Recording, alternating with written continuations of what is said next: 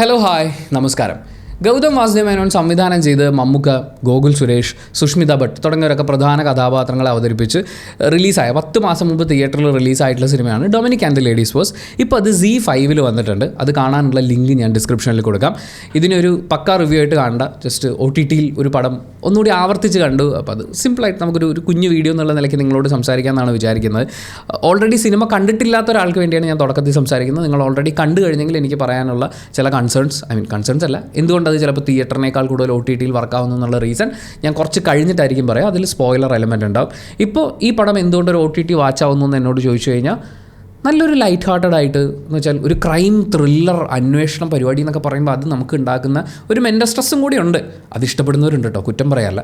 പക്ഷേ ഇത് കുറച്ചും കൂടി ഒരു ലൈറ്റ് ഹാർട്ടഡ് ആയിട്ട് മമ്മൂക്കയുടെ കുറച്ച് നമ്മൾ ഭയങ്കര ഇഷ്ടപ്പെടുന്ന എല്ലാ ഹ്യൂമൻ ഇമോഷൻസും, എല്ലാ തരം ഹ്യൂമൻ ഇമോഷൻസും ഒക്കെ വന്നു പോകുന്ന ഒരു ലൈറ്റായിട്ടുള്ളൊരു ക്യാരക്ടർ, അതിന് കൂടെ നിൽക്കാൻ പറ്റിയ ഗോകുൽ സുരേഷിൻ്റെ ഒരു ക്യാരക്ടർ, പിന്നെ ഇവരുടെ കുറേ റെഫറൻസ് പരിപാടികൾ, ഗോകുൽ സുരേഷിൻ്റെ അച്ഛൻ്റെ റെഫറൻസ്, മമ്മൂക്കയുടെ മുൻ ക്യാരക്ടേഴ്സിലെ റെഫറൻസുകൾ എല്ലാം കൂടി ചേരുമ്പോൾ അങ്ങോട്ടും ഇങ്ങോട്ടും കൊണ്ടും കൊടുത്ത് സിനിമയുടെ തുടക്കം മുതൽ അവസാനം വരെ അവർ നല്ല ജോളിയായിട്ട് പോകുന്നുണ്ട്. പിന്നെ തരക്കേടില്ലാതെ എന്ന് വെച്ചാൽ ഈ സീറ്റഡ്ജിൽ വന്നിരുന്നോ അയ്യോ എൻ്റെ മോനെ എന്നൊക്കെ പറഞ്ഞിരുന്ന് കാണാനല്ലെങ്കിലും അത്യാവശ്യം എൻഗേജിങ് ആയിട്ടുള്ള ഒരു ക്രൈം ഇൻവെസ്റ്റിഗേഷൻ ഇതിൽ നടക്കുന്നുണ്ട്. അവിടെ നമുക്കൊരു സാറ്റിസ്ഫാക്ഷൻ എലമെൻറ്റ് ഫീൽ ചെയ്യും. തിയേറ്ററിൽ ഞാൻ കാണുന്നതിൽ നിന്ന് OTTയിൽ കാണുമ്പോൾ എനിക്ക് ഫീൽ ചെയ്തൊരു കാര്യം, തിയേറ്ററിൽ നമ്മൾ ഫസ്റ്റ് ഡേ ഫസ്റ്റ് ഷോ അല്ലെങ്കിൽ മമ്മൂക്കയുടെ സിനിമ നമ്മൾ തിയേറ്ററിൽ കാണും, ഗൗതം വാസുദേവൻ സംവിധാനം ചെയ്യുന്നു പറയുന്ന ഒരുപാട് എക്സ്പെക്റ്റേഷൻസ് ഉണ്ടായിരുന്നു. OTTയിൽ കാണുമ്പോൾ നമുക്ക് ഓൾറെഡി സബ്സ്ക്രിപ്ഷൻ ഉണ്ട്. ഞാനിങ്ങനെ സിറ്റ് ബാക്ക് ആൻഡ് റിലാക്സ് എന്ന് പറയുന്ന മോഡിലിരുന്ന് കണ്ടാണ്. അപ്പോൾ എനിക്കത് കുറച്ചും കൂടി ഒരു നല്ല OTT വാച്ചായിട്ട് ഫീൽ ചെയ്തു. കുറച്ച് ആളുകൾ ഇപ്പോൾ നമ്മുടെ പഴയ മൂവി റിവ്യൂ എടുത്ത് നോക്കുന്നുണ്ട്. അങ്ങനെ സെർച്ച് ചെയ്ത് വരുമ്പോൾ നിങ്ങൾക്ക് കുറച്ചും കൂടി ഹെൽപ്ഫുൾ ആവട്ടെ. OTTയിൽ കാണുമ്പോൾ സിനിമ തിയേറ്ററിൽ കണ്ട റിവ്യൂ എന്ന് പറയുന്ന അത്രയും നിങ്ങൾ പ്രതീക്ഷിക്കുന്നുണ്ടാവില്ലല്ലോ. കുറച്ച് ലൈറ്റായിട്ട് നോക്കാനാണെങ്കിൽ ഫാമിലി ആയിട്ട് നമുക്കിരുന്ന് കാണാവുന്ന, ഒരുപാട് വൾഗർ കോമഡികളില്ലാത്ത, രസമുള്ള, നമ്മൾ ഈ ഭക്ഷണമൊക്കെ കഴിച്ചുകൊണ്ടിരിക്കുന്ന സമയത്ത് ചുമ്മാ ഒരു മന്ദസ്മിതം നമ്മുടെ മുഖത്ത് വരുത്തുന്ന രീതിയിൽ മുന്നോട്ട് പോകുന്ന, നല്ല വിഷ്വൽസ് ഉള്ള, നല്ല സൗണ്ടിങ് ഉള്ള, ഒരു നല്ല എക്സ്പീരിയൻസ് തരാൻ പറ്റുന്ന സിനിമയാണ് Dominic and the Ladies boss. And already cinema കണ്ടിട്ടുള്ള ആളുകൾക്ക് വേണ്ടിയിട്ടാണ് ഇനി ഞാൻ ബാക്കി പറയുന്നത്. അത് നിങ്ങൾ സിനിമ കണ്ടിട്ടില്ലെങ്കിൽ സ്കിപ്പ് ചെയ്യുന്നതാണ് നല്ലത്. Just go and watch, link ഡിസ്ക്രിപ്ഷനിലുണ്ട്. ആ സിനിമ നമ്മൾ ഒരുപാട് കാത്തിരുന്നതാണ് OTTയിൽ വരാൻ വേണ്ടിയിട്ട്. ആൾക്കാരൊക്കെ ചോദിക്കുന്നുണ്ട് എന്തുകൊണ്ടാണ് Dominic and the Ladies Purse OTTയിൽ വരാത്തത്. അതിനെ പോസിറ്റീവായി നെഗറ്റീവായി നോക്കി കണ്ട് കമൻസ് ഒക്കെ വന്നിട്ടുള്ള കുറേ കാര്യങ്ങളുണ്ട്. അപ്പോൾ അത് OTTയിൽ വരുമ്പോൾ it's A good family watch, ചുമ്മാ ഇരുന്ന് കാണാവുന്ന ഒരു പടം. ആൻഡ് സിനിമ കണ്ടിട്ടുള്ള ആൾക്കാരോട്, നമ്മളിത് OTTയിൽ കാണുന്ന സമയത്ത് എനിക്ക് മമ്മൂക്കയുടെ ക്യാരക്ടർ കുറേ കൂടി വിസിബിളായി തോന്നി. നമ്മൾ തിയേറ്ററിൽ കാണുമ്പോൾ അത്യാവശ്യം കോമഡികളൊക്കെ പറയുന്ന, അബദ്ധങ്ങളൊക്കെ പറ്റുന്ന ഒരു ക്യാരക്ടർ മമ്മൂക്ക ചെയ്യുമ്പോൾ അത് ഗംഭീരമായിട്ട് ചെയ്യാറുണ്ട്. ഈ സിനിമയിലെ ക്യാരക്ടറിനെ നമ്മൾ നോക്കാനാണെങ്കിൽ അയാളൊരു പക്ക ഗ്രേ ഷെയ്ഡിൽ തന്നെ നിർത്തിയിട്ടുള്ളൊരു ക്യാരക്ടറാണ്. അയാളുടെ പോസിറ്റീവ് ഇമോഷൻസ് ഉണ്ട്, നെഗറ്റീവ് ഇമോഷൻസ് ഉണ്ട്. അയാളൊരു വീട്ടിൽ താമസിക്കുമ്പോൾ ആ ഹൗസ് ഓണറിന് വാടക കൊടുക്കുന്നില്ല. ഹൗസ് ഓണറിൻ്റെ ഇന്ന് ഭക്ഷണം വാങ്ങിച്ച് കഴിച്ച് കടവും പറഞ്ഞ് അങ്ങനെ മുന്നോട്ട് പോവാണ്.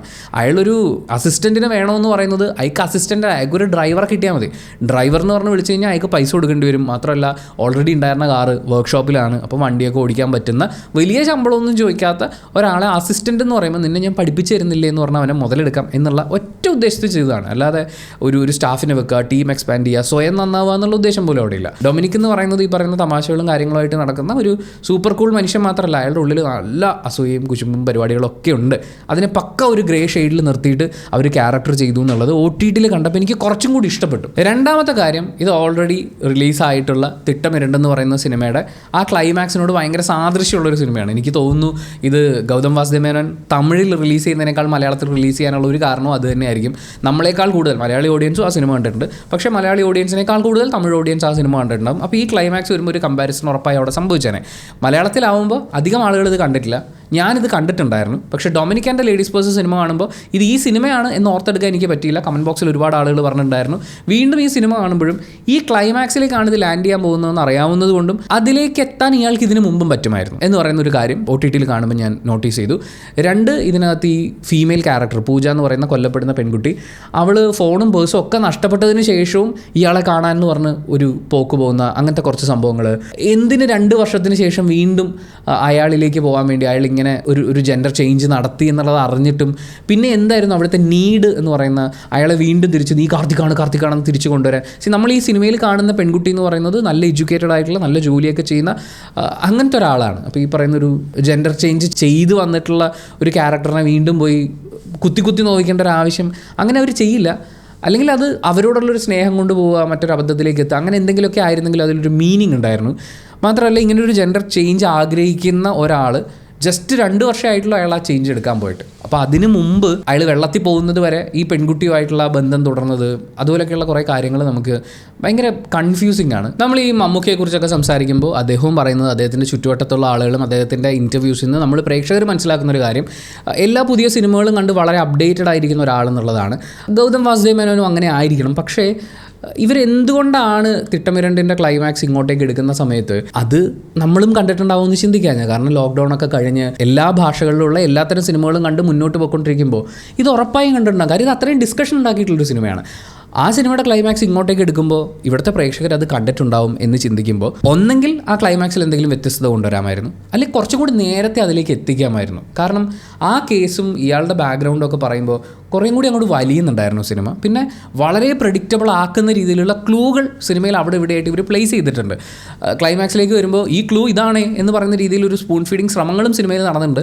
പക്ഷേ ആ പ്ലേസ്മെൻറ്റ്സ് ഉണ്ടാവുമ്പോഴേ നമ്മളിത് പ്രെഡിക്റ്റ് ചെയ്ത് തുടങ്ങി. പ്രേക്ഷകർ ഇത്രയും സിനിമകൾ കാണുന്നുണ്ടെന്നുള്ളതും നമ്മൾ അപ്ഡേറ്റഡ് ആവുന്നുണ്ടെന്നുള്ളതും നമ്മളിത് പ്രെഡിക്റ്റ് ചെയ്യാനുള്ള സാധ്യത ഉണ്ടെന്നൊക്കെ അത് ആക്ച്വലി ഗൗതം വാസുദേവ് മേനോനും ഒന്ന് മനസ്സിലാക്കേണ്ടതായിരുന്നു എന്ന് തോന്നി. അതുകൊണ്ടായിരിക്കാം ഇത് തിയേറ്ററിൽ വലിയൊരു വിജയം നേടാതെ പോയത്. ഇപ്പോൾ പൂജ എന്ന് പറയുന്ന കുട്ടി പേഴ്സ് നഷ്ടപ്പെട്ടിട്ടുള്ള അവിടെ വരെയും പോയി. എന്തിന് അവിടെ ചെന്ന് അയാളെ പ്രകോപിപ്പിച്ച് അടി വാങ്ങിക്കാനോ എന്ന് പറയുന്ന പോലത്തെ ഒരു ചോദ്യം. അവൻ എന്തിന്, അവൻ്റെ ഉള്ളിൽ അങ്ങനെ ഒരു സ്ത്രൈണഭാവമുണ്ട്, ഈ ചേഞ്ച് അവൻ ആഗ്രഹിക്കുന്നുണ്ടെങ്കിൽ അവൻ എന്തിനാ അവസാന നിമിഷം വരെയും അവളുമായി ഒരു റിലേഷൻഷിപ്പ് മെയിൻറ്റെയിൻ ചെയ്തുകൊണ്ട് പോയി.